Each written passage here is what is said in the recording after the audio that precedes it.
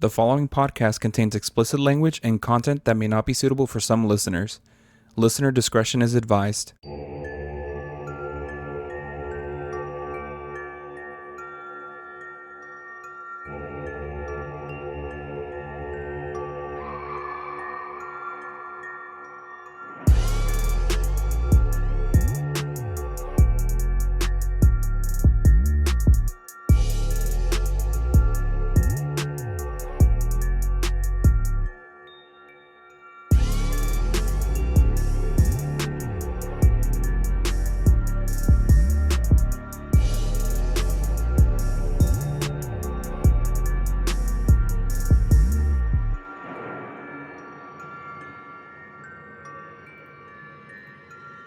Hi, welcome to the Get Spooky podcast, where two funny dudes share paranormal stuff, true crime, and other scary things from around the world. I'm Andrez. And I'm Kevin. Why don't you go first? Go first on what? Why don't you say your name first? Because you beat me to it each time. You pause. I feel like you pause and wait for me. Yeah, because I look over at you just to be sure that you're, aware. Oh, yeah, I'm paying attention. And welcome to fall. Not technically, right? But Not technically. But it's starting to feel like fall already. Okay, summer's over. I know the other day that last episode, was the last episode? Maybe last episode or like 2 episodes ago. The one prior. Something. I said summer's not over. Well, now it kind of is. It's over now. It's over. It's been over. It's Jover. Once that sun starts going down before 8 p.m., summer is over. I'm sorry. Yeah. Once you can go to sleep with the windows open, it's summer. And it feels crispy. It's fall. That's summer. Yeah. Oh, it feels so crispy outside.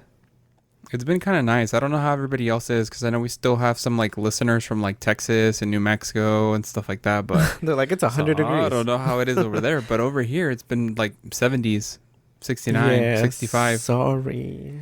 It's because we live by Lake Michigan. Sure. Yeah. But it's so nice out now. And because I work from home, I have the windows open sometimes. And there's a cicada that's like right next to it's actually on the tree outside the window. Yeah. Dude, that cicada yells like for like a good 5 minutes straight. And then it like dies down. And then it waits like a good 20 minutes and then screams again. But I'm like, aren't you guys supposed to be gone by now? No, they're just hanging out. They're just still hanging out. They refuse to believe that summer is over. They're clinging on to It's like summertime shy. They're like, no, I can't. Give them a week. Yeah. Before we get too far into it, though, I wanted to jump in. We still have those resources in our all my links in Instagram. There's a couple of them there for the immigration resources. ¿Cuáles son tus derechos si llegas a tu lugar de like tu hogar, trabajo, wherever? And then we have the English resource that's Know Your Rights if you encounter ICE. We also have a couple places you can donate. We have the Home for National Immigrant Justice Center and the Immigrant Legal Resources, which are great resources to donate to for people that have been taken in by ICE or just any legal recourse that they can get. We've also keep supporting Palestine. Those links are still up there. Yeah. What else has been going on? I've had a long Do you want to talk about your school since you're a student now? Sure. I'm a student. I mean, you don't have to go into detail. I'm just saying like how's it like being a student? And I'm sorry, you were probably going to go more into detail of it, but I think you mentioned when I asked you about it that you may be the oldest person in your class. Yes. 34 years old. Mm-hmm. I am a fossil in that class. I think I'm older than the professor. Actually. I mean, there's nothing wrong with that. That's just a little funny how... Yeah. I don't know. Maybe me and the professor are kind of like around the same age, I think. Yeah. I can't tell. She's black. I can't tell with black people. They're always very young. She's like, I'm 50, but I just look 24. They're very young. So... I had a different professor. So I went to class for the first time, what was it, like a week ago? Mm-hmm. Last week. The professor that was there was not the one that was on my schedule. So I'm like, okay, what's going on?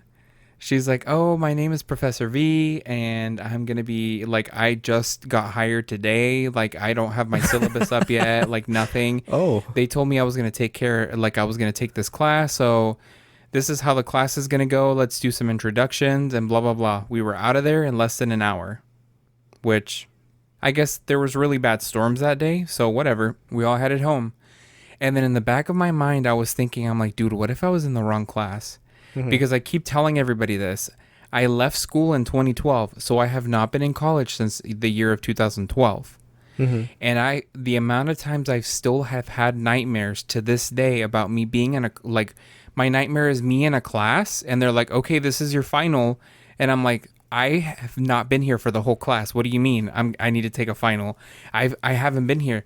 Or they're like, oh, this is actually business strategy. And it's like, wait, you mean this isn't economics? Like, I've been in the wrong class the whole semester.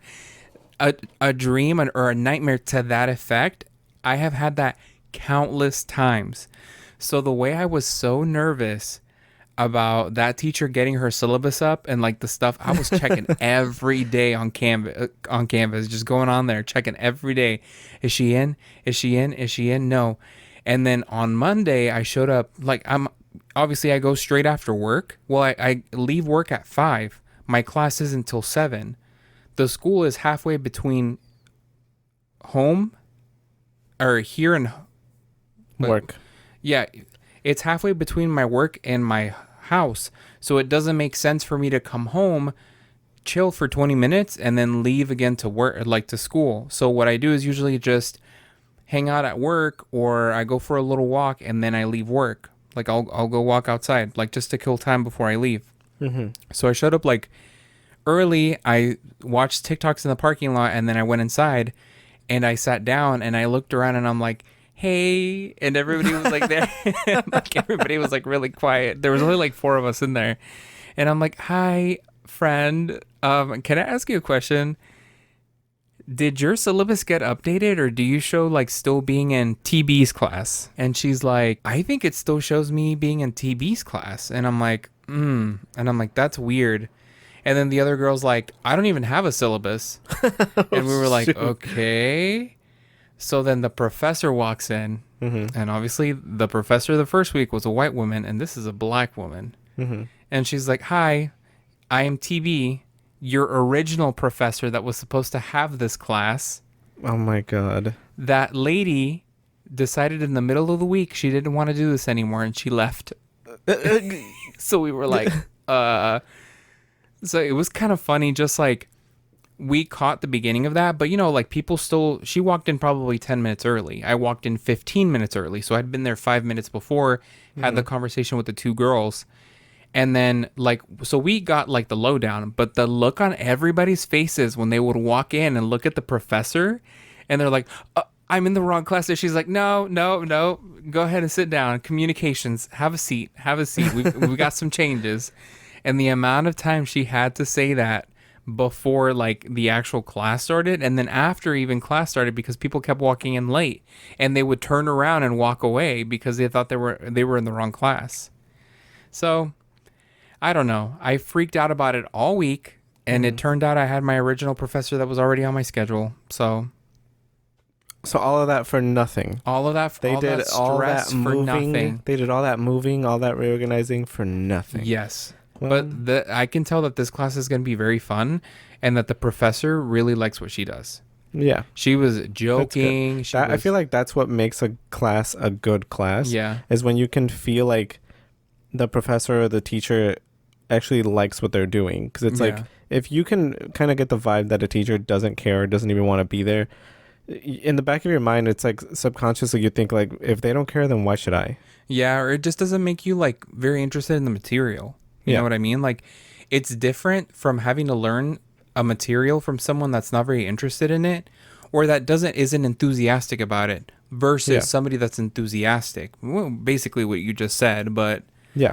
But yeah, I mean, I hope it's interesting. I feel like the demographic at this school is different too. There's a lot of Hispanic people. I'm not used to that.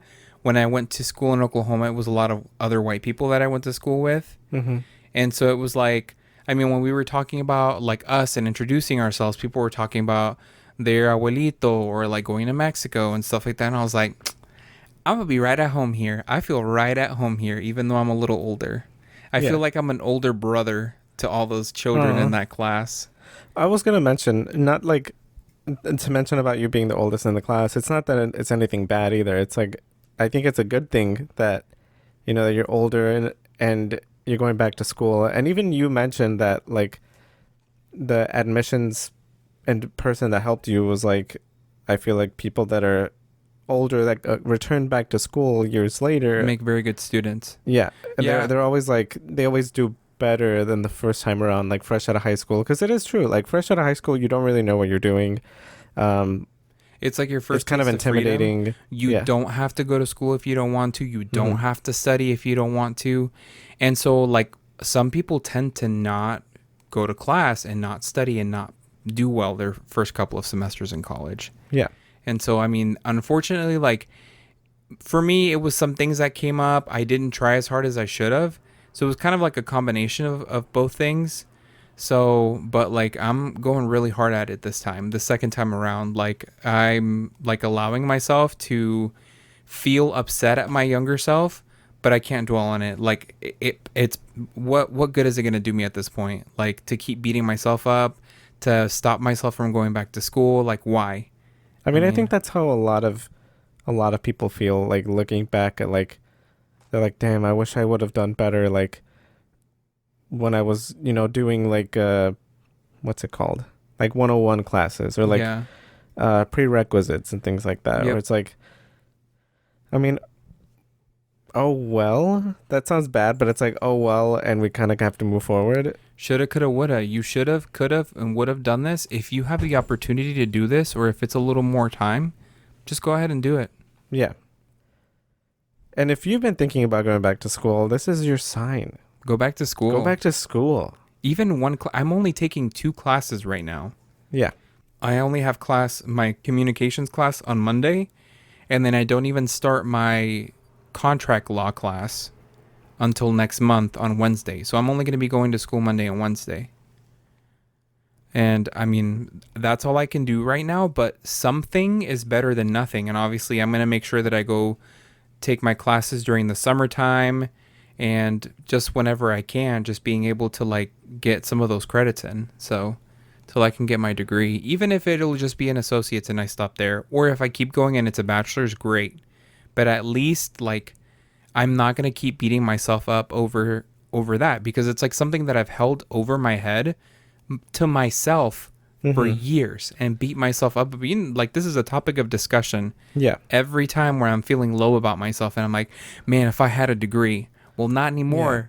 Yeah. I think it also sucks that like you're not even aware of it, but you kind of do like judge yourself compared to the other people in your age range, or like the people you graduated with, or like people that are even like younger than you, where it's like, oh, they have a degree and I don't. Yeah. Or they're more accomplished than I am and I don't, or I'm not. So I feel like it was something that stopped me a lot in the workplace too. It was like, you know what, I really should say that I'm interested in this. It's like, oh, but I don't have a degree, and that girl that's interested in it has a degree in sports, like sports something, but like has not related at all. And I'm over here like, I think a lot of employers are aware of that though, that it's like, just because you have a degree doesn't guarantee that you're going to be good for the position. Yeah. And one thing I've always told you is that you're really good at interviews. You're really good at selling yourself.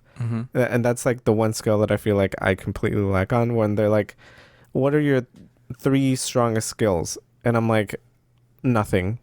I'm not good at anything. I don't do anything. I don't deserve to be here. But with you, you're really good at like giving good fleshed out answers during interviews.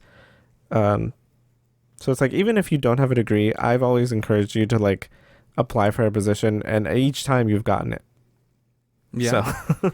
Although lately there was kind of a time where I was like, maybe I should look for something else, and rather than what I'm doing now. It's really hard to even get an interview in this job market right now. Yeah. There are so many people that have been laid off from the job where I used to work that are still out of work. They can't find jobs. Yeah. It's crazy how long people have been out of work, and I'm like, what is going on right now? So it's like, I'm very thankful for what I have, and I I feel for like everybody else that I know that is looking for a job right now, but like I mean, what can we do but stick it out and try to keep going, you know? That's true. It's just a really hard situation. Well, before we jump into the case, I did kind of want to bring up about like it being fall again, obviously, and this fall, or like this autumn, I want to like do more like activities. Like, Yeah. I think last year we did like a ghost tour. We did like a few ghost tours actually, but this time around, or like this year, I want to like. I've been seeing on TikTok that there's one like a haunted boat tour in somewhere in Wisconsin. Mm-hmm. I want to do one that I something sent like you? that. Yeah, like that'd be really fun. I want to go to Fright Fest this year. We didn't do that. At Six Flags? Yeah, we didn't do that last year. So I'm like, this year we're going. Yeah, we should. I don't know that I can ride rides with my heart condition or anything, but That's fine. I'll just get chased by a man with a chainsaw. Do they do that here? I don't think they can chase you anymore. They kind of just walk around and like bark or something. Oh my god. There's in Oklahoma, I remember when we used to go to the park used to be owned by Six Flags, but They don't own it anymore? I don't know. I don't think so. Oh, okay. But the guy would come out, like obviously there's no chain on the chainsaw, but he would like turn it on and then like start chasing people, and it sounds like a real ass chainsaw, but there's nothing spinning on it. Yeah. So I don't know. That would scare me. Yeah. And of course I would run. But I think that's a really good idea. Like we're always kind of like, I don't know. I feel like I always feel kind of judgmental. I'm like, oh, that person went to like a pumpkin patch. Oh, Really? yeah, a little bit. But now I'm like, you know what? That's fun. Why do I let like what other people are going to perceive me of what I'm doing and then like let that stop me from doing what I want to do? Yeah. And I kind of get it. I wish to not be perceived sometimes. Yeah. Unfortunately, we are on the internet as a podcast, so people perceive us all the time. They do perceive us. I feel like I kind of fall into that whole, like, you know how people say that Gen Z is very reserved because they don't want to seem cringe because they feel like they're being watched all the time. I feel like maybe I've fallen into that a little bit too. Oh, and it's like, you know what? I'm a millennial. I don't care. Actually, hold on. Maybe I can wait after the show or after your story. I'll say it really quickly. That just reminded me. I was watching a YouTube video, and it was explaining about like Gen Z content and like millennial content, and it is true. A lot of younger people see millennials as being like very cringe, and it's like, oh, they enjoy stuff and they post about it, and that's weird. Whereas like a lot of millennials, their preferred form of content is reactions to stuff. So it's like they're watching what other people's opinions are. And because of that has stunted a lot of creativity, and it's like dissuaded people from trying new things and making new content. Because a lot of younger people are scared. It's like, yeah, I have all these ideas, but I don't want to seem cringe. Whereas millennials are like, I have all these ideas and I'm going to do it anyway. And as older millennials get, I mean, the less they go into like the content world, and like a lot of YouTubers that first started and that were famous when we were younger, they're no longer YouTubers. Yeah, that's a good example. She's no longer a YouTuber. A lot of that one girl that some guy like walked into her house or something. Gabby Hanna? That girl, yeah. She's no longer a YouTuber either. How did I know who you were talking about with that little bit of that smidge of context? That's all context you need. But it was interesting because it's like a lot of younger people are so worried about like, because they've got cameras all the time. Yeah, they've got cameras facing them all the time. They're so scared of being judged that they'd rather not do anything. And that, I'm sorry, but that's kind of sad. That is. And look at us being cringe with a podcast. They don't want to be perceived as trying too hard. Trying too hard is seen like, ooh, no, you don't want to try too hard. That's so crazy. That's cringe. That's cringe. But it's like, if you don't try in school, if you don't try in your hobbies, like, then what are you at the end of the day? Somebody that half-asses everything? That's true. That's so crazy. And I don't know, I didn't want to like go off on a tangent like this, but it's like that just like triggered a memory. I was like, dang, that's crazy. That's so crazy. So, and sorry to any like Gen Z listeners. This is not like to call you out or anything. It's just like observations that we're making, and it doesn't necessarily. And it's a generalization. Yeah, it's definitely a generalization. It's not everybody. Yeah, but it's something that's like being talked about a lot. Another thing that I've seen being talked about because I like fragrances is the whole. So you know how like Gen Z leans a little more conservative, which like we thought they were not. They were going to be the complete opposite. But like, supposedly, the soft girl aesthetic and like soft fragrances, like subdued fragrances for women, like musky fragrances, that kind of is also born from that. The conservatism that like women should be seen to not be perceived. Yes, that they shouldn't wear perfumes that are loud. They shouldn't wear clothes that call attention to themselves. Whether that's true or not, it's very interesting sociologically looking at it. But like, and it never occurred to me.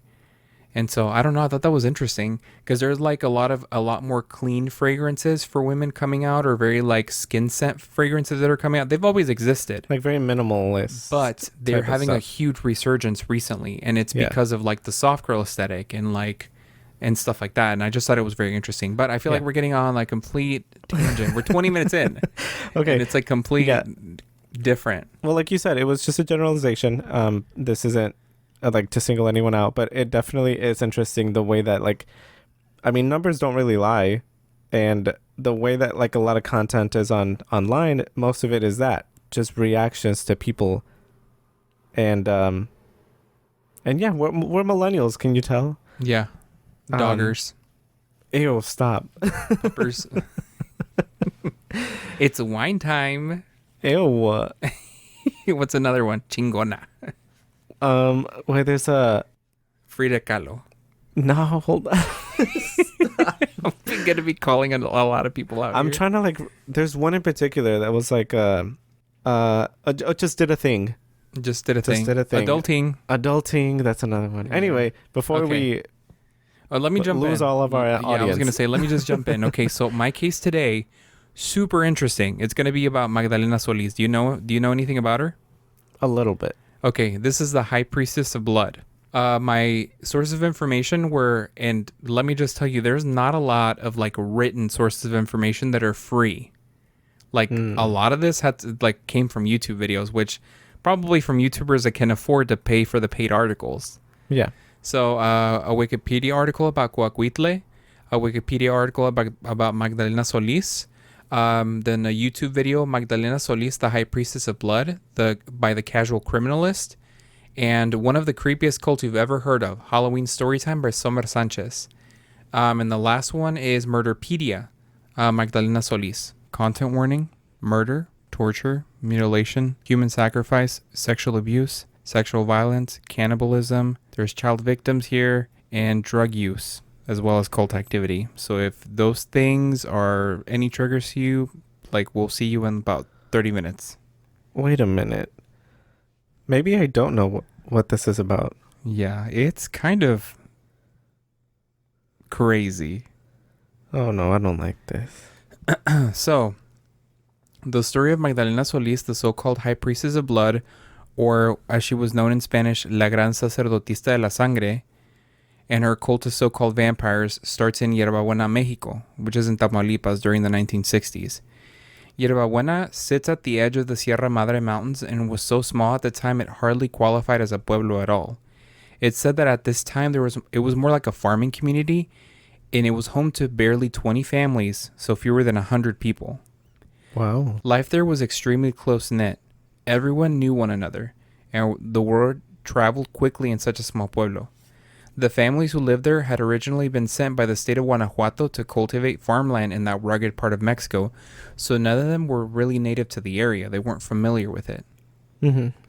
Most sources will recount that the reason something like what is about to happen would happen to these people is because they were described as largely uneducated, many unable to read or write, and they struggled with deep poverty. This town was cut off really from the outside world, surviving mostly entirely on their own. Sources recount that these people, though, were remarkably skilled in agriculture, able to work the land and support themselves through farming, but beyond that practical knowledge, there was little access to any formal education or wider opportunities. Yerba Buena, again, is very isolated and self-contained at the foot of the mountains. I imagine that since this area is kind of rugged, that it's really hard to get to. And especially in the 1960s, when there wasn't, like, infrastructure for roads to small pueblos like that weren't really made, I think it was probably really hard to get there. So the pueblo had no government presence, no police force, no school system. There was no running water, no telephones, no electricity. The people that lived there lived in complete isolation, making do with what they had, following their own way of life. I feel like this seems like a lot like where my parents came from. They, like, where you grow cattle, you eat the cattle that you grow, and you sell some of it to make some money. You farm what you eat to eat yourself, or you sell it or barter it or trade it. Okay, so I have a question. When you say isolated, do you mean that there were no nearby towns to them? Or was it like physically isolated? Like they were like, I don't know, like there was like, they were in a valley or something? I don't know. No, they're at the foot of some mountains and there's no roads to get there. The closest town is about 20 miles away. Wow. So that's like walking. There's no cars. And I think they barely had horses. And so you said that they moved here because of like a government incentive. Yeah, from Guanajuato. What? Okay. Yeah. So I'm only asking because I know you had mentioned it's very similar to from where your parents are from. Yeah, it reminded me of where my parents are from. Yeah. But since I'm not familiar, I'm like, I can't picture it in my head. But I mean, to anyone that does have family from like a rural area, especially like in northern Mexico, like it would be familiar. Yeah. Northern Mexico, southern Texas, southern U.S. area, right? Because it is closer. Tamaulipas is on like near Texas. It's further north, but it's more towards the coast. Which coast? There's two coasts. The East Coast. So near Texas. No, because it's below Monterrey. Monterrey, I think. Oh. Is like on the yeah, it's like north towards. It's like a state down. Oh, okay. Yeah. So like not exactly. It's in that area, but not exactly there. Yeah. You guys don't listen to us for geography, right? No. Fortunately, the soil around Yerba Buena is rich and productive. The people of the pueblo were able to grow beans and corn, harvesting their crops, sometimes taking them to sell at nearby markets. This was their primary means of survival, though it brought in very little money. Despite their hard work, poverty remained a constant struggle. But in 1962, two men arrived in Yerba Buena, the brothers Santos and Cayetano Hernandez. In such a small place, the people of the pueblo immediately noticed. What the community didn't know yet was that the Hernandez brothers had a long history of deception. They had spent years drifting through all of Mexico, living off scams, petty crimes, and schemes to swindle people out of their money. The Hernandez brothers weren't just con men, they also dabbled in amateur magic tricks. They had picked up enough sleight of hands to use these stunts as part of their scams, making their deceptions more convincing. After years of scraping by with petty crimes, the two decided they were tired of small gains. They both decided that they wanted to do something bigger, so that they started to plan something more involved. They were going to reinvent themselves as prophets. By dumb chance, they came across the tiny secluded town of Yerba Buena. When they saw how isolated, uneducated, and vulnerable the people were, they decided that they would easily manipulate them. So Santos and Cayetano arrived in the village and set themselves up in a place where everyone would see them. They knew that they would be able to draw some attention. Once they started the tricks, people were mesmerized. They did their magic tricks, their sleight of hands, and then all of a sudden they started saying that they were declaring themselves as prophets of the ancient Incan gods, sent with a divine message. Incan gods? Yes. They promised the village if they obeyed their instructions, the gods would reward them with vast treasures hidden deep in the mountains. But if anyone defied them, they warned the gods would punish them as heretics. Wait, Incan gods? In Mexico? Yes, hold on. Hold okay, on. Sorry. 1 second. This pitch stuck a nerve with the people of the pueblo. At the time, there was already a legend that gold was buried somewhere in the surrounding mountains, giving the brothers a little more credibility. The Hernandez brothers leaned heavily on this myth, weaving it into their performance and enhancing the illusion with the parlor tricks. Accounts suggest that these displays convinced the villagers that the brothers truly had supernatural godlike powers. Oh my God. So it just lined up as a coincidence. Their lie lined up with something that the locals kind of already knew. Yeah, and I mean, like, how many times have you heard that there's, like, money or gold or treasure out in, like, some monte or, like, mountains, in the mountains or under a house or something like that? Dude, every time there's a mountain, there will be gold there. Hell yeah. It's like a very common myth that comes up in a lot of places in Mexico. So... Wait, sorry. Isn't that literally why the state of Colorado exists? I think so. I'm pretty sure why. Dude, there's a mountain. There has to be gold out there. There has to be gold.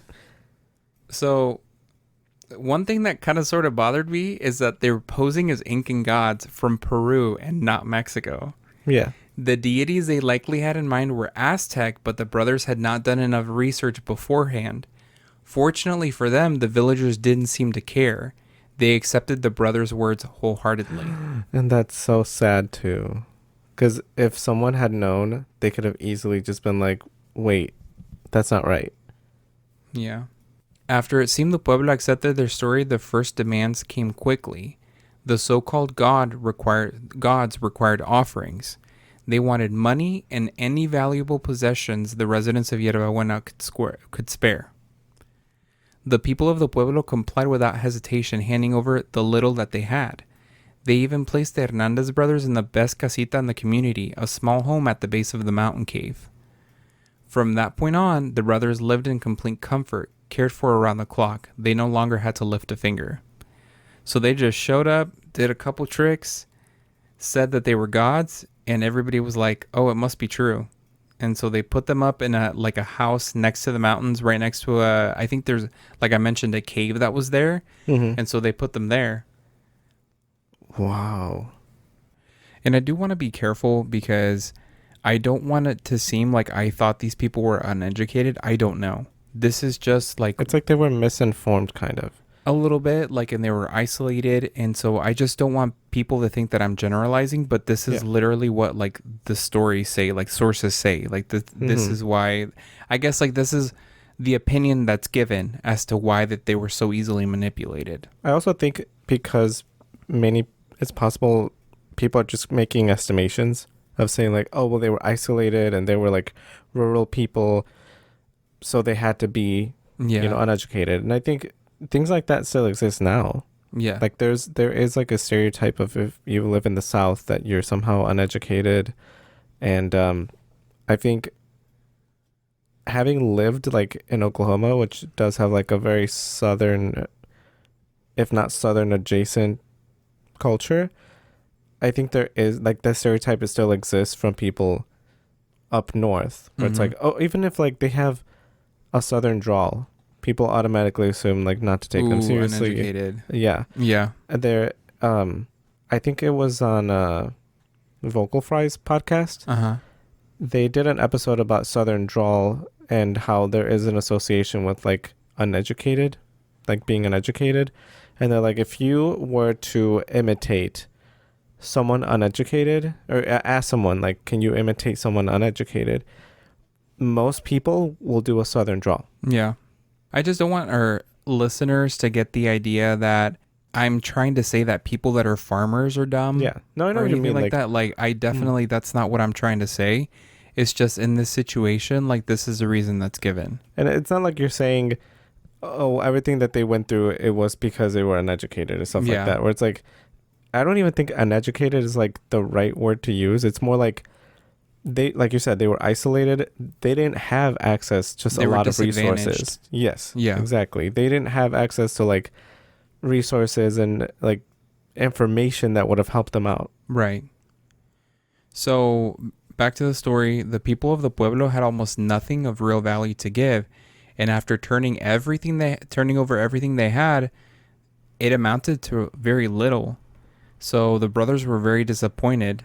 And they were kind of like, we have to rethink our plan at this point. Like, what else can we take? Well, this is where the disgusting idea starts.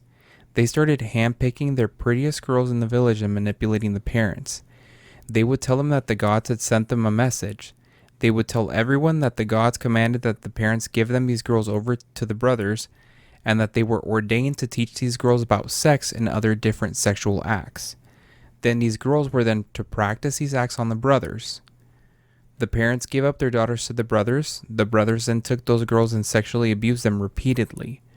Once the quote-unquote gods and the prophet brothers had decided these girls were sufficiently educated in the sexual acts, they would take them to some of the towns that were closest to Yerba Buena, and they would sell them to into sexual slavery, or they would make them work in brothels as a source of income for themselves. These girls were young. They were between the ages of 14 to 16 in some cases. They were still children. Wow. Yeah. At this point, the brothers started to take some of the men and women from the village and turn them into their personal sex slaves.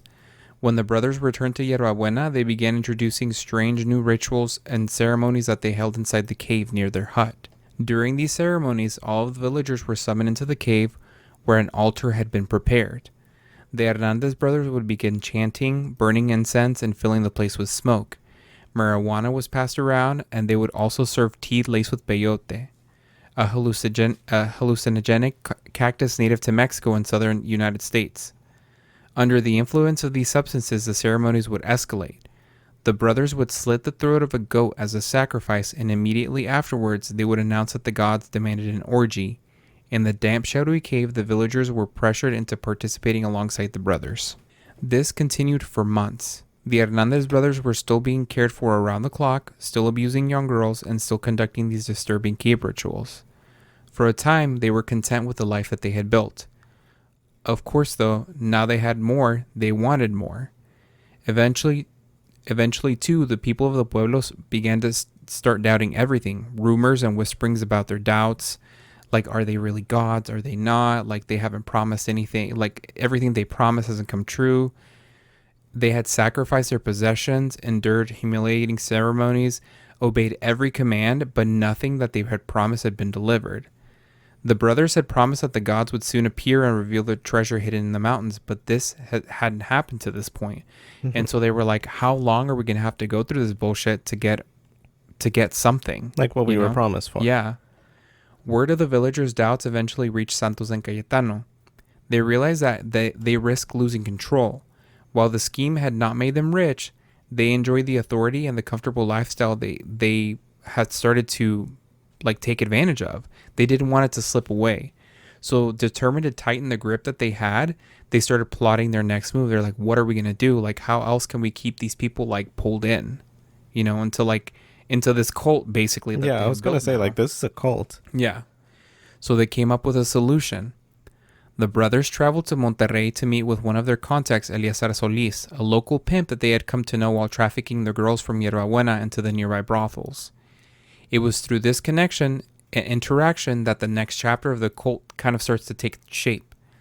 The Hernandez brothers believed that to maintain their hold over the villagers, they needed something dramatic, something that would convince the people they truly spoke for the gods. Since they couldn't produce the promised treasure, they decided to bring back a woman who would pose as a living goddess. If the villagers saw her with their own eyes, they thought it would reinforce the illusion and keep everyone under their control. When they explained this idea to Eleazar Solís, he immediately had a suggestion. He told them he knew the perfect candidate, his own sister, Magdalena Solís. At the time, Magdalena was only 18 years old. Very little is known about her in her early years, but what is documented paints a sad picture. She endured a deeply traumatic upbringing. She was forced into sex work by the age of 12 under her brother. She had no childhood to speak of. It was stolen away from her. So, I mean, I can kind of understand, she grew up in a very traumatic environment.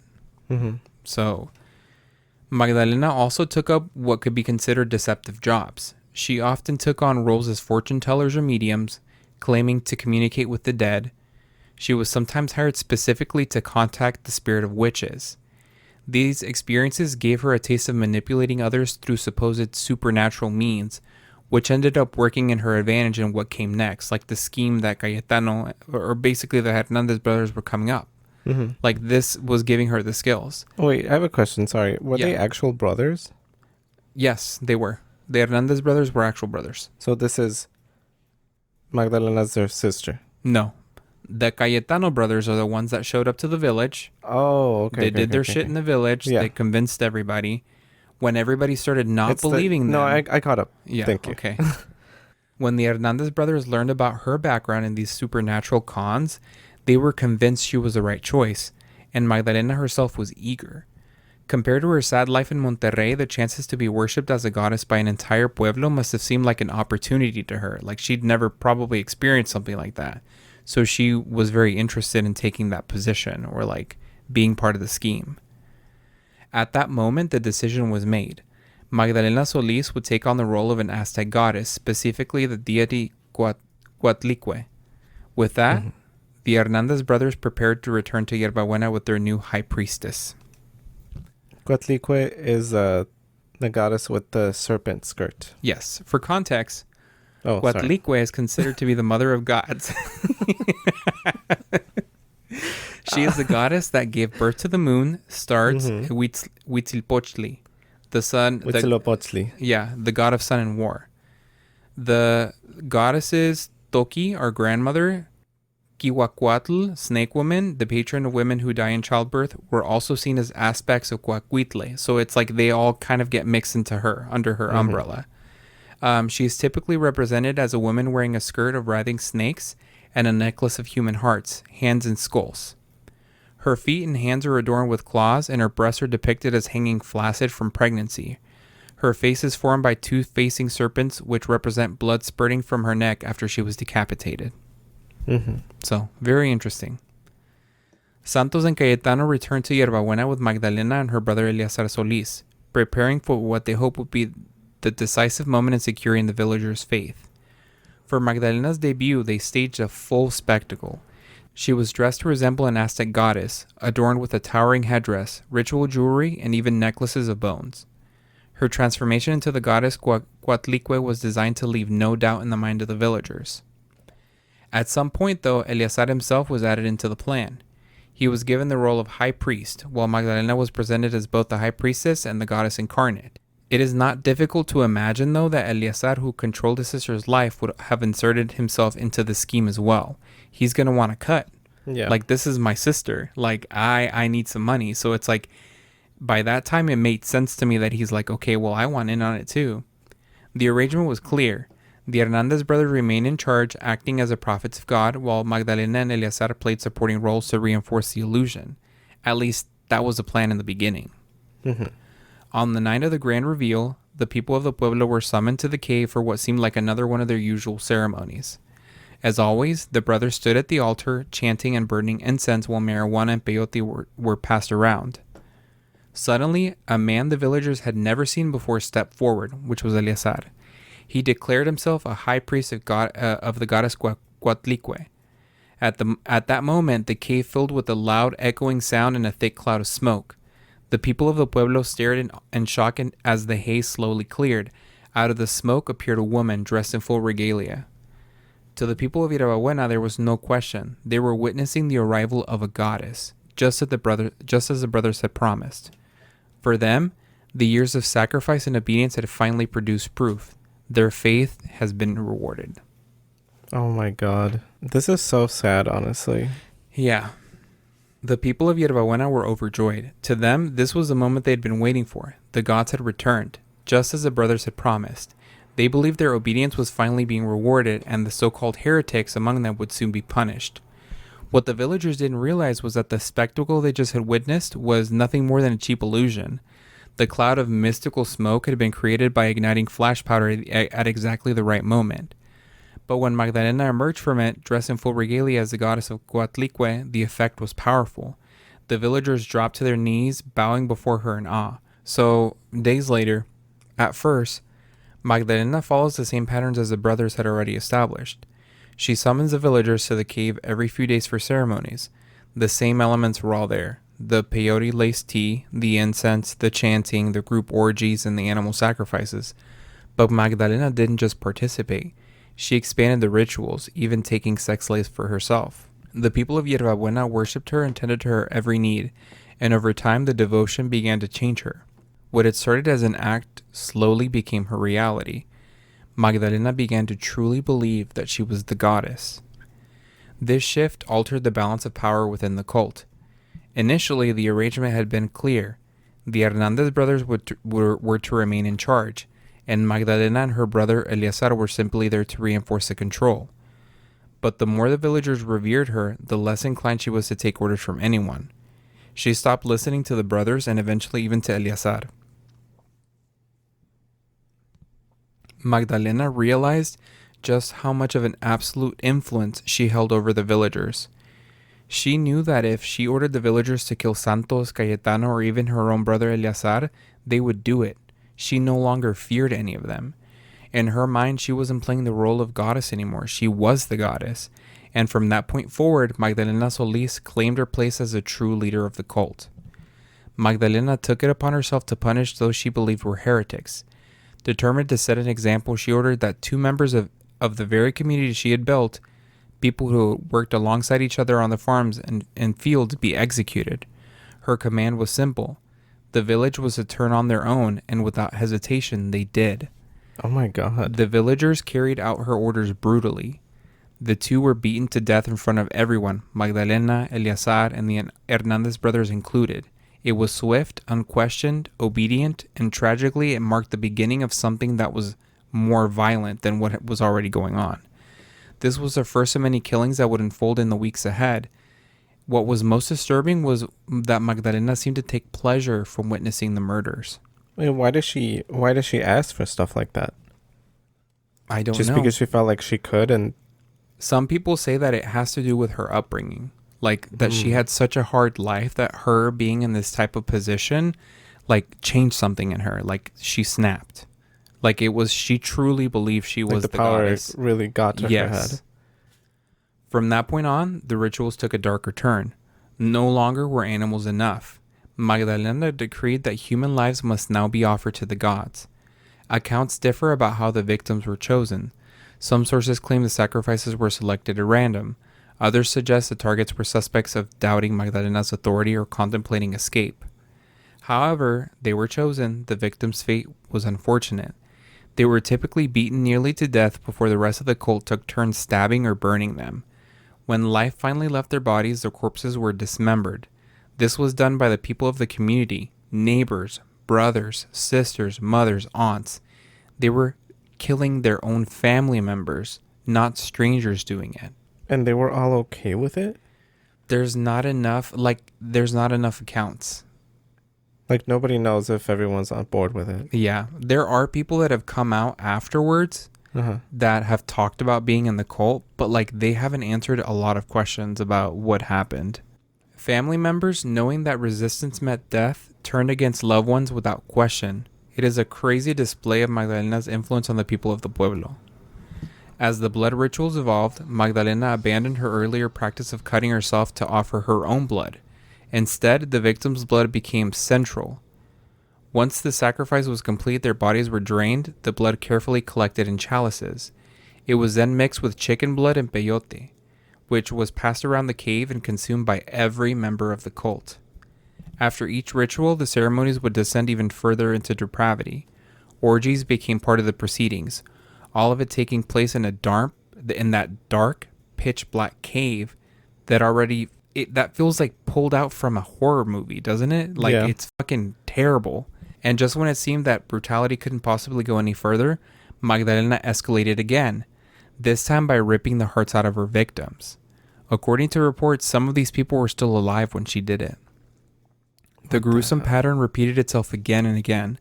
The rituals, the sacrifices, the bloodletting all continued for weeks. To this day, the total number of victims isn't fully known.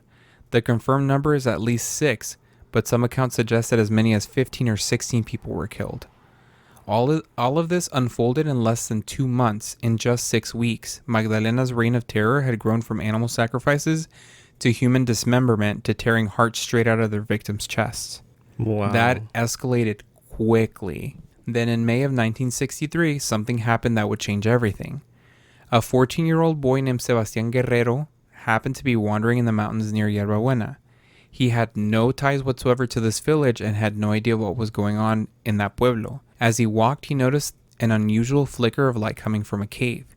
Curious, he decided to investigate. As he got closer, strange sounds reached his ears. Noises he later described as something between human voices and cries of wild animals. Driven by both fear and curiosity, Sebastian crept towards the entrance and eventually slipped inside. Once in the cave, he stayed behind a rock, and he watched what was going on. A ceremony was already underway. Near the altar stood a woman holding what appeared to be a human heart. Around her, people laid sprawled across the ground, engaging in disturbing sexual acts. Others were passing around a chalice filled with what looked like blood, and they were drinking from it. Then Sebastian's eye caught on the altar itself. There, laid out in pieces, was a dismembered body. The realization finally hit him. It's like he kind of realized, holy shit, this is happening. The blood in the chalice had come from the victim. He panicked and he bolted out of the cave and ran as fast as he could.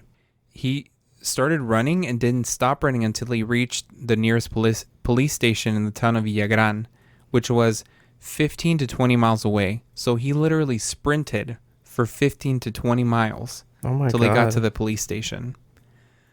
Bursting inside, Sebastian frantically told the officers what he had just witnessed. At first, they didn't believe him.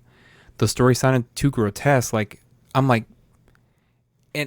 To be one of those police officers, and Sebastian comes in and tells you, hey, these people are eating corpses and, drinking this, what?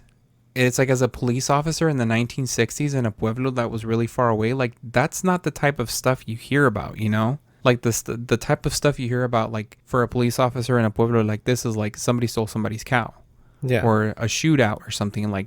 This just seemed really far-fetched to the police officers in such a small community. The persistence that Sebastian gave and the terror eventually convinced them that they had no choice but to investigate. The officers could tell that Sebastian was genuinely terrified. One of them, a man named Luis Martinez, volunteered to accompany the boy back to the area to investigate. Together, the two set out towards Yerba Buena. Days passed, and neither Sebastian nor Officer Martinez returned. The men at the station in Villagran began to worry. When it became clear that something was wrong, they contacted the state capital to report Martinez missing. An official investigation was launched, and the focus quickly turned towards the isolated village of Yerba Buena. To gather more information, investigators began questioning residents in the nearby border towns. The stories they had heard were alarming.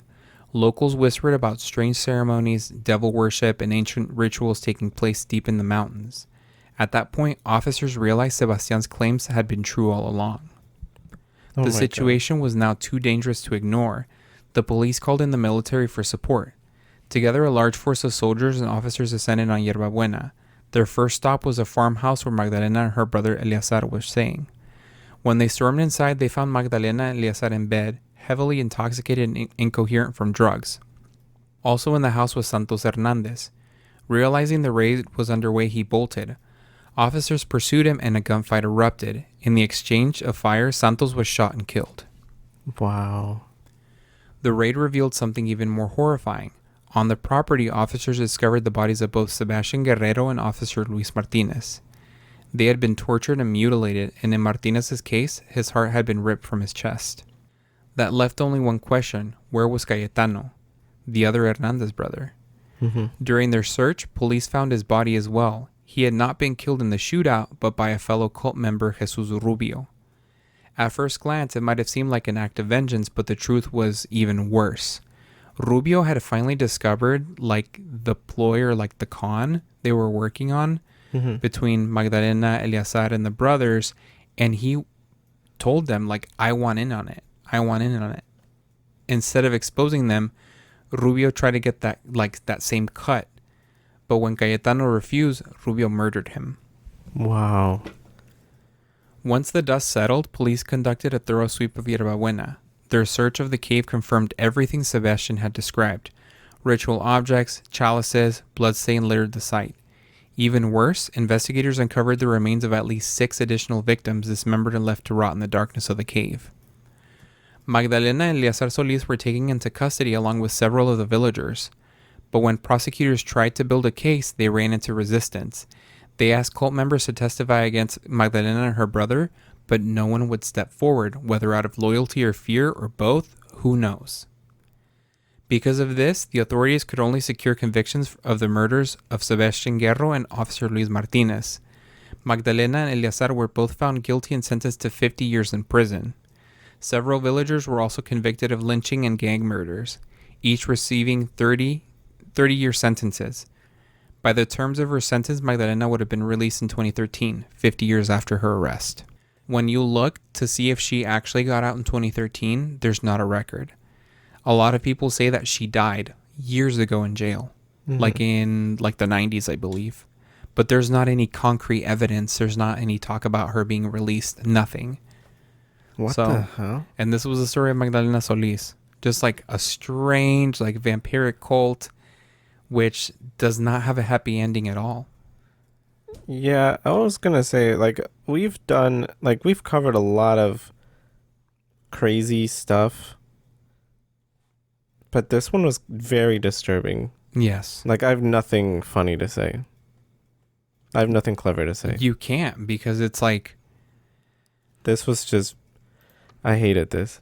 Yeah, it was like a person that was disadvantaged and had a bad childhood that took advantage of other disadvantaged people. Yeah. Like, it's just... None of this was like... It was sick. Yes. It was like depraved, the depraved minds coming up with like the worst things that they could and then like doing them. And that was kind of a twist of that one guy asking to be part of it.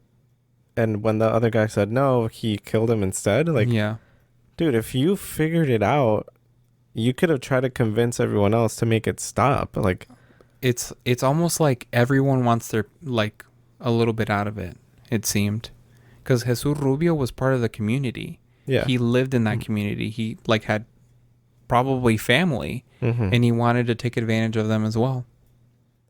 What that the seems hell? wild to me. So I had to look it up because like while I was doing my initial notes, it didn't talk about it says several villagers were also convicted of lynching and gang murders. Well, what happened was when the military got there and they started going on their shootout, some of the residents took up arms and were up in the mountains shooting at the military police members. What the So hell, they were like, there was a gunfight that went back and forth between some of the people of the village and the military members. Obviously, some people died and were shot because they were going against the military. But the rest of them that were caught were actually like sent to jail for 30 years for shooting the military. And some of them were even blamed for the murders. Like, it was like everybody was kind of at fault here. Oh my God. Yeah. So, it wasn't in... It was kind of like briefly mentioned in some of the videos, but it's actually the Murderpedia article that actually said that the villagers were the ones that got into the fight with the military, like through arms. Did you use any sources in Spanish? I did not. That would have been interesting to know. Yeah. Well, I can't read in Spanish, so. What? There's not a lot of free sources for this story. Yeah, that's true. So it was like, it was the Wikipedia article, there was a Murderpedia article, and it was mostly YouTube videos that you have to watch because the other ones are like New York Times articles that are like, what, $5 to read? Like everything else was like behind a paywall because... Or subscription. Yes, because this isn't so well documented. Yeah. Even in the comments of the YouTube videos, people were like, I'm Mexican and I live in Mexico and I've never heard of this before. Yes, I was going to say that. Like, if this happened in the 60s, the whole time that you were saying this, I don't know. I feel like we have like an audience of our listeners here, and I'm just like looking around. I'm like, am I the only one that has never heard of this? You're not the only one because in both videos that I watched, people like in the comments were like, I've never heard of this before. I've never heard of this before. I had never heard of this before. I think the version that I thought of, because I think I may have heard it like on I don't know, like those type of like Watch Mojo's top 10 crazy stuff that happened in Mexico. I don't know, something like that. Yeah. I think the version that I was familiar with was this woman convinced a village that she was a goddess and that she like commanded them to like go out into other parts of Mexico and to kill for like on her name or for her name. But I may have been thinking about something else. You may have mixed two stories together. And also I was thinking this, I when you told me what your case you were doing, I think I mixed it up with the narcos satánicos. That's why I was like, I'm pretty sure we did covered this. Yeah. But you even went through our notes to check. Yeah.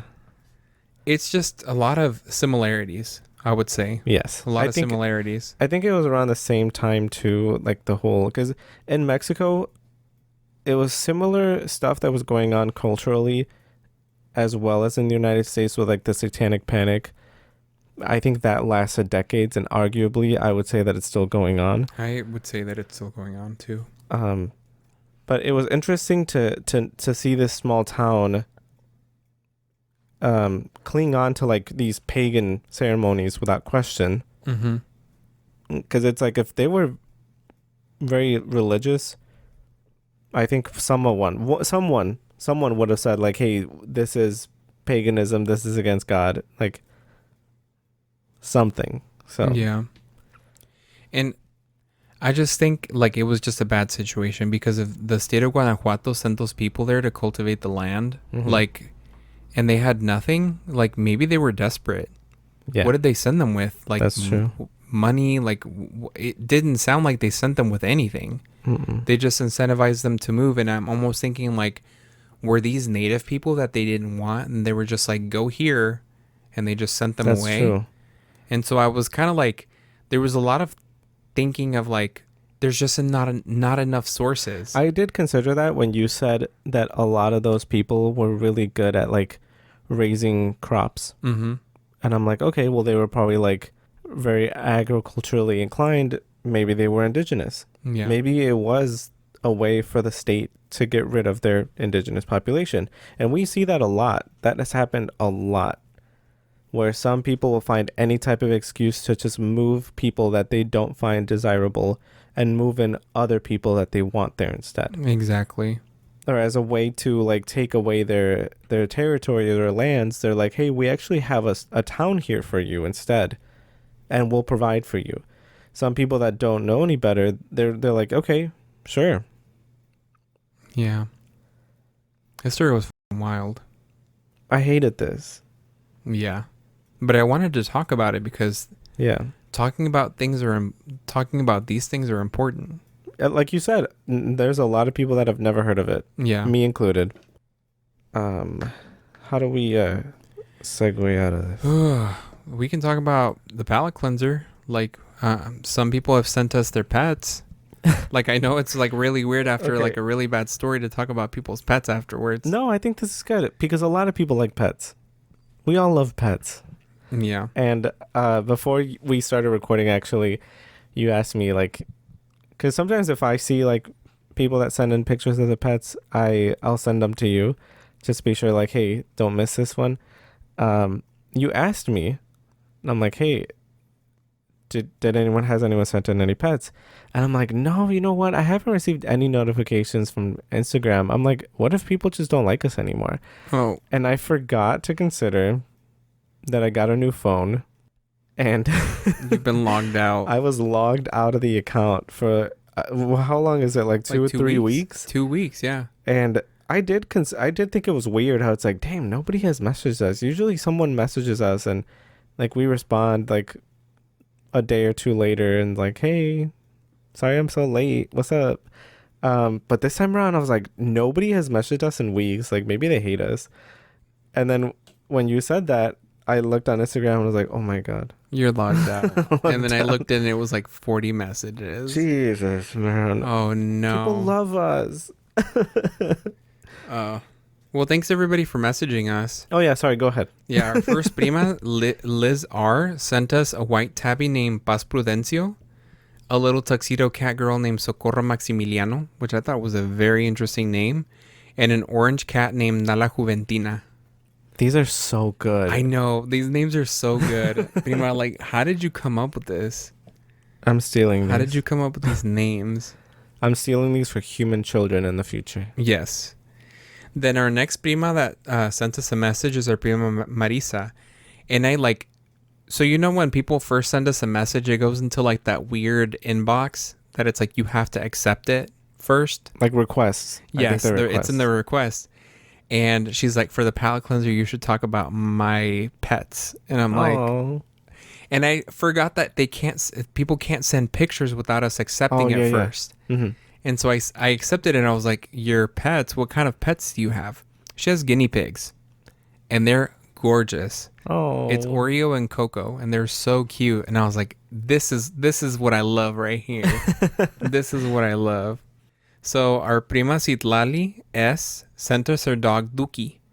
He was named after a rancho dog that would follow her around a lot when she was a kid. Oh. She mentioned that he has doby ears, and I agree. Duki does have doby ears, but he's a very handsome boy. Oh. So that was it. That's everybody that sent us pets. Thank you for sending those in. I'm sorry that my phone ignored you guys. That's okay. Now I can show you the pictures after this. Thank you. Of all these pets. Sorry that all of our listeners can't see the cute pictures because they're very cute. But believe us, they're so cute. I swear. I love each one of these pets that get sent in. That reminds me, actually. I don't know how people are going to take this, but every time we get a new follower, I always look through their Instagram accounts. Some of them are private, and that's fine. Who am I to be snooping? You know what I mean? But I think people are so creative with their handle names. Yeah. Or even like their names on their account. I'm like, dude, this is good. This is good. I won't give any examples. I think I have in the past, actually. But, yeah. Sometimes I don't know. I'm like, how do people come up with these? Like, because I'm over here like, what was I? Dumpster Cat for a while. Yeah. And then Bandulce Lover 23. What the? But I thought that was like funny. I was like, this is funny. This is not serious. Mm-hmm. I mean, sometimes that's what it is. Sometimes it's just a little funny thing. Yeah. Or I was My Salad for a little while. What the? You remember that whole not in front of my salad? Yeah. I think anyone that doesn't have a private account, just know that if you follow us, I've looked through it. I've looked through your pictures. Your family is beautiful. Your pets are beautiful. Yeah. I'm glad you went to Colorado. I don't even do that. I only look at people's Instagrams if they follow my personal one. If they follow my personal one, I'll accept it, wait till they accept me, and then I'll go look. That's weird. Yeah. I don't think... No, sorry. I'm thinking to myself, like, that's weird that when someone follows me, I don't think I look at their accounts. I think if they follow the podcast Instagram, I'll look. I'll be like, who are you? Because I'm always interested. I'm like, I feel like it's us in this room just talking to each other, but I feel like our primos and primas feel like we're in the room talking to them. That's true. And so it's like, I want to know a little bit. I've said this before. I want to know a little bit more about them. Yeah. And we've had people message us and they're like, hey, I want to introduce myself. And that was very nice. Yeah. So thank you to anyone that reached out and Sorry if we're weird. Because I think people's lives are so interesting, and that's kind of why I really enjoy reading the stories that people submit to us. Yeah. And that's why I'm excited to kind of do it. It just depends on whether Andrez is ready or not. Because sometimes he's like, no, I'm tired. That's why we're certified chismosos. Certified. Seal of approval. Grade A. But that's why I love listening to people's stories that submit to us, because it's like a little glimpse into like not just a stranger's story like on the internet, like some Reddit story, AI machine reading off of a story from Reddit, but it's like these are people that like typed out their story and they're like, and I was like, oh shit, especially if they have a photo included. Wow. Some people get creative when they send pictures or like stories into us. Like they send like a layout of their house, like they draw it out. Those are people so helpful. Drawn it out. People I'm like, have sent pictures. I'm there. I'm like, I was standing right here, and this happened here in this corner. Like, what color are the walls? I need to know. Like when people are like, I have something to tell you. I'll tell you later. I'm like, you better tell me right now. I'll throw up. Okay, moving on. What do we have for the actual palate cleanser?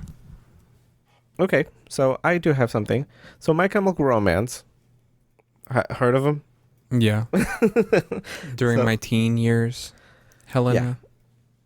I was an emo unzark. Oh, me too. I like that music.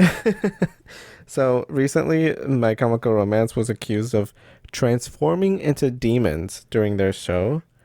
And someone said it was like the devil influencing people and stuff like that. It was so funny, like, because I think it was a TikTok that mentioned it.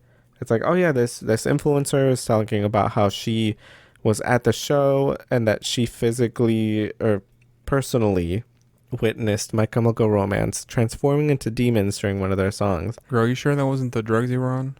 And I'm like, that's so crazy how, like, the satanic panic never ended. It's still going on.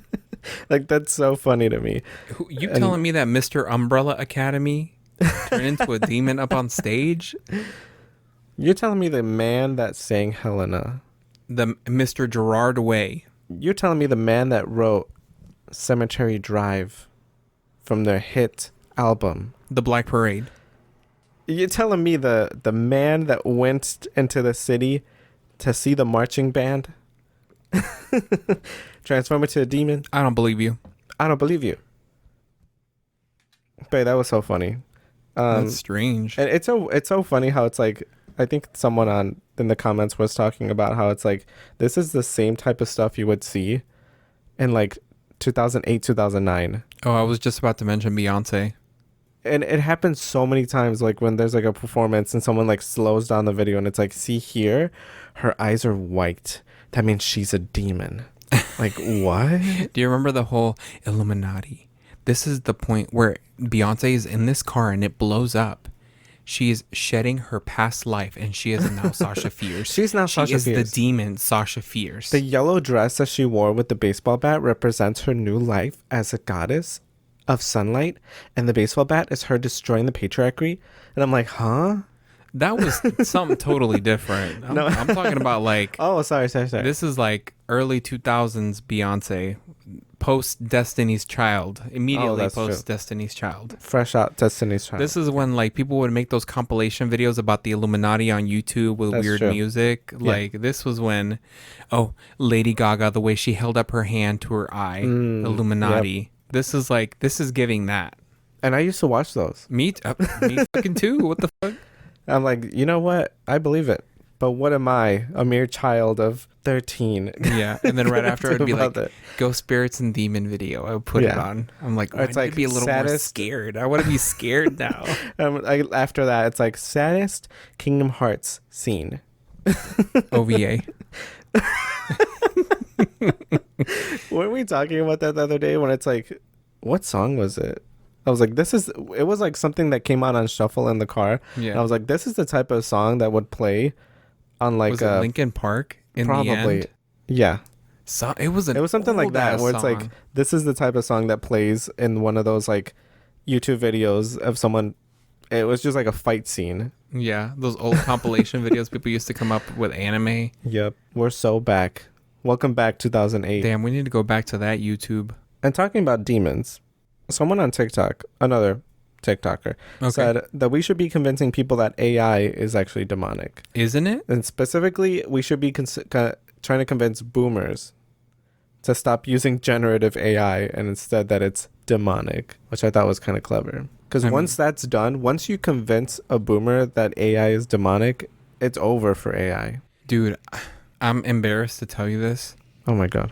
Because I thought it was so funny. Oh no. But there's a community of people out there that believe I think it's called like Silver Ranch, Foxy Ranch or something like that. Oh, I know what you mean. Yeah. And it's like the really like buff older, like Silver Fox Ranch or something like that. Yeah. Like older gentlemen, and like there are women just fawning over these men, these boomer women that are fawning over these men that are very obviously AI generated men because they look very comic booky. Yeah. But they think they're real men. Yep. And they're fans of the Silver Ranch or whatever it is. And there's like fandoms on TikTok of older women that love it. And I'm just like, these are you guys are convinced that this is real. This is not real. These are videos of like men, very muscular men, no shirt. Usually it's just like jeans and a cowboy hat. They sometimes pants walking low, with showing a little bit of their upper pubes. Oh, okay. Usually they're walking with like a horse or something, but they always have like silver hair, so they're like older gentlemen. And dude, the comments I'm like, dude, you can hear take you home. You can hear the barking in those comments. Let me tell you. Okay, Lynette, why don't you get back to your fucking administrative assistant job instead of being on here? Girl, those invoices are not going to be put into QuickBooks by themselves. Man, it's month end. You need to close. You need to finish that close before the controller comes in and asks you what you're doing. Exactly. But that's so crazy. That's so crazy. You can really tell someone's reaction to media based on the generation that they're born in.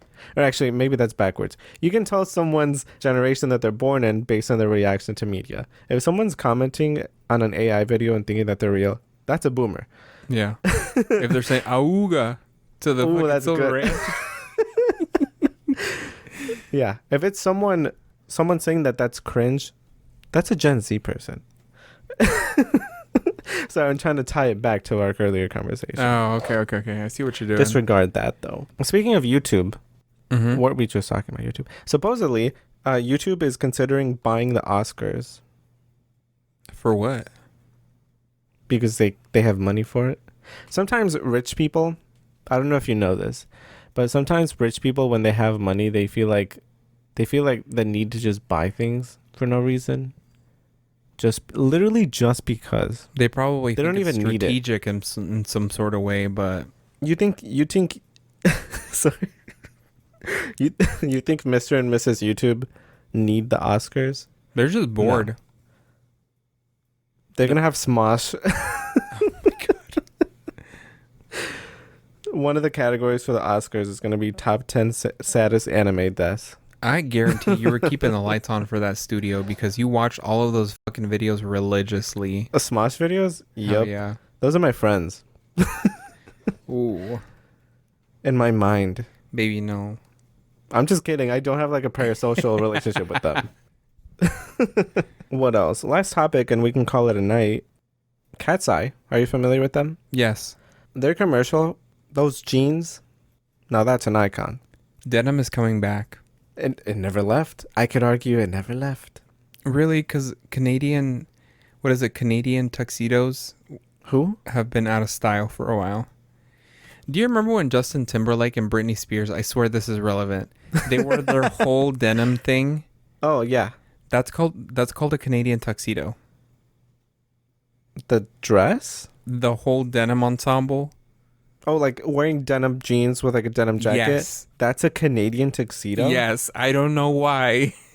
Canada, what did you do? I don't even think they did anything. We just called it that because we were like, ew, that's ugly. It must be Canadian. They're like, this reminds me of something. Dude, Canada's just catching strays, honestly, at this point. But that's funny. I didn't know that was a thing. I just looked up Canadian tuxedo. And literally the second photo is Justin Timberlake and Britney Spears. Yep. Can you describe what that first picture is? Who is that? That is Bella Hadid wearing jeans, jean corset, and a denim jacket. And it looks like some Tims.